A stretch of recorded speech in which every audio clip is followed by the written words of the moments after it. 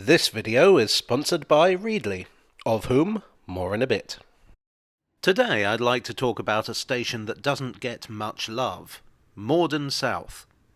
Per the last released figures, it's the 5th least used station in London, with 69,862 passengers over the 2023 to 24 period.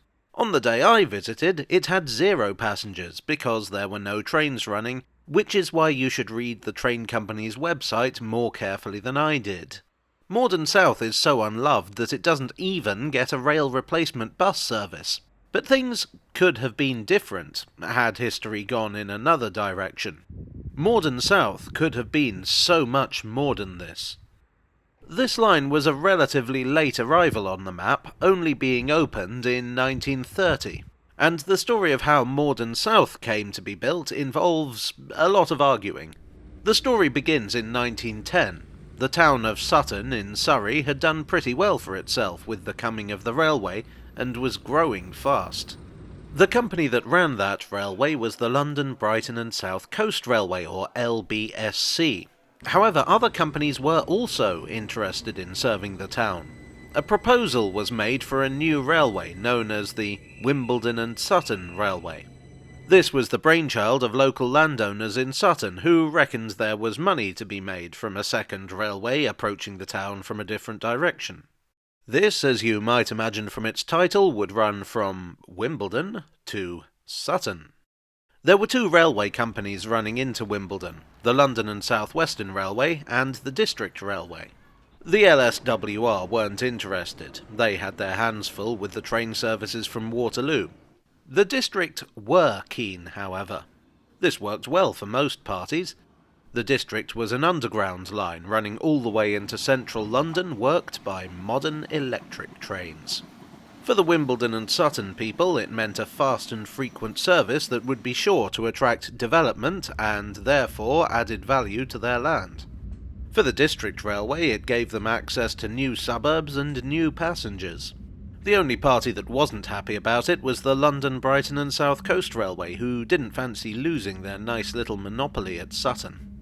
Their general manager, William Forbes, argued to the parliamentary committee in charge of the new line that it would be a waste of time and money. There were no passengers to be had. He also suggested a secret purpose behind the line. He described it as, and I quote, "a nice little move on the part of the District Railway, first to get to Sutton, then to Epsom, and afterwards on to Brighton." Well, as far as anyone knows, the District did not plan to run underground trains all the way to Brighton, although they did have a service to Southend at the time. As for the argument that there were no passengers, the District Railway was owned by Underground Electric Railways of London, and as far as UERL were concerned, if there were no passengers when you built your tube line, there soon would be once people saw how convenient your trains were. So they bought the scheme out and made their plans. Well, if it's going to be 2 days until the next train, that gives me plenty of time to get some reading done. Just as well that this video is sponsored by Readly. Readly is a newspaper and magazine reading app with literally thousands of titles for the cost of a single monthly subscription. Personally, I like to read when I'm on the train, and the time was when I'd have to spend a load of money on magazines for the journey, which I'd then either have to lug around all day or throw away. Pretty wasteful either way. Readly, however, has all my favourites that I can read on my phone or any other device, so I save money, space and time. If you're a train nerd like me, and I'm sort of guessing you might be if you're watching this video, they've got all the good train magazines.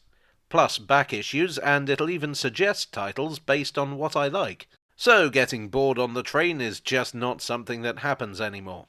Each account comes with 5 profiles so you can share with family or friends, for even better value. It really is the best of all worlds, the quality and reading experience of print magazines with the convenience of reading online. Oh, except you can also download to read offline, so that's even better. Now, I'm confident that you'll enjoy Readly as much as I do, but if you want to give it a try for yourself, follow this link, which is also in the description below, to get 2 months free.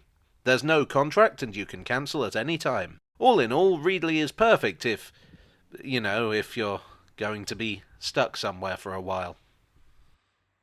Morden South was not part of the original proposal.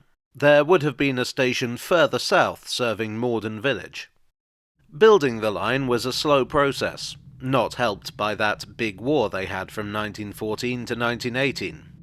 In 1921, UERL made a not insignificant addition to the scheme. They also owned the City and South London Railway, which ran to Clapham Common at the time. They applied to Parliament for permission to extend this line down to Morden and then have it join the Wimbledon and Sutton Railway and run all the way to Sutton. There would be a depot to serve both underground lines at Morden. In November 1922 they put this to Parliament. Just over a month later there was a change of management at the LBSC. As part of a grouping of Britain's main line railways, the LBSC became part of the Southern Railway. And the Southern were not at all happy about the new proposal, which would potentially draw away a huge number of passengers. Morden became the focus of the dispute. The Southern proposed that the City and South London should instead terminate at Tooting. They had a line there that they didn't really use, that they were happy to hand over as a depot site. But UERL were adamant that the only suitable place for a depot was at Morden. It was Morden or nothing. "All right," said Parliament, "you can have nothing."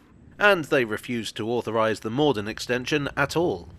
The trouble was that the Morden extension was also going to serve Balham, Tooting and Merton. The MPs for which places complained about having their promised tube line yanked out from under them. So the Southern and UERL reached an agreement. The City and South London could go to Morden and they could have a depot there. But the Southern Railway would have the Wimbledon and Sutton Railway. They actually did offer UERL the right to run district trains over the Wimbledon and Sutton, but for whatever reason, UERL turned them down.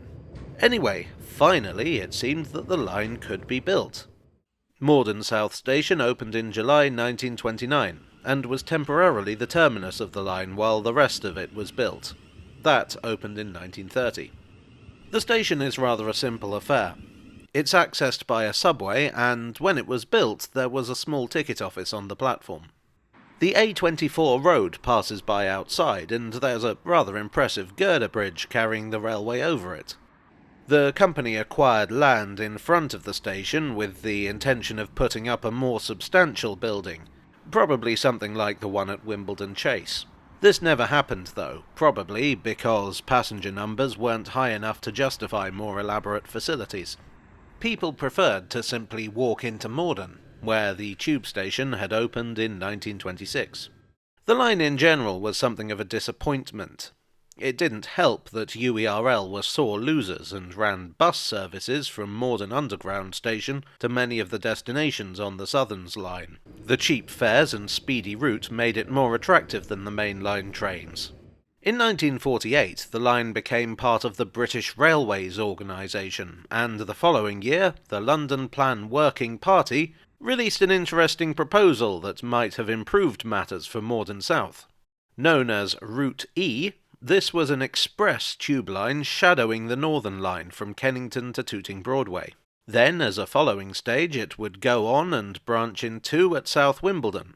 One branch would go to Motspur Park and run on to Chessington South, and the other would go to North Cheam. The North Cheam branch, according to the map, would meet Morden South. It's not clear whether there would have been a tube station there, but if so, we'd be looking at a very different Morden South today. In 1954, a siding was opened to serve the Express Dairies bottling plant, roughly where the mosque is now. This brought plenty of freight to Morden South, but few passengers. It lasted until the late 70s. These days, Morden South is on the Thameslink Sutton Loop. It receives a pretty decent service for a station with so few passengers.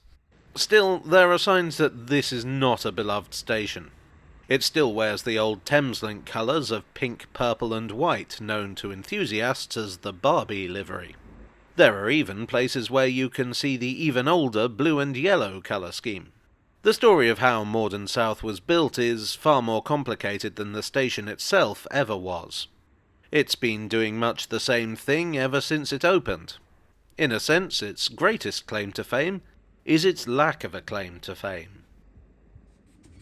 Well, I do hope you enjoyed today's video. If you did, please do leave a like and consider subscribing for more. I would like as ever to thank my donors on Ko-fi, on Patreon, and here on YouTube for your generous support. You are the tiny diesel locomotive to my milk bottling plant. I would also like to thank Readly for sponsoring today's video. Click on the link in the description below to take advantage of their generous offer. And I will see you all again very soon. Cheerio.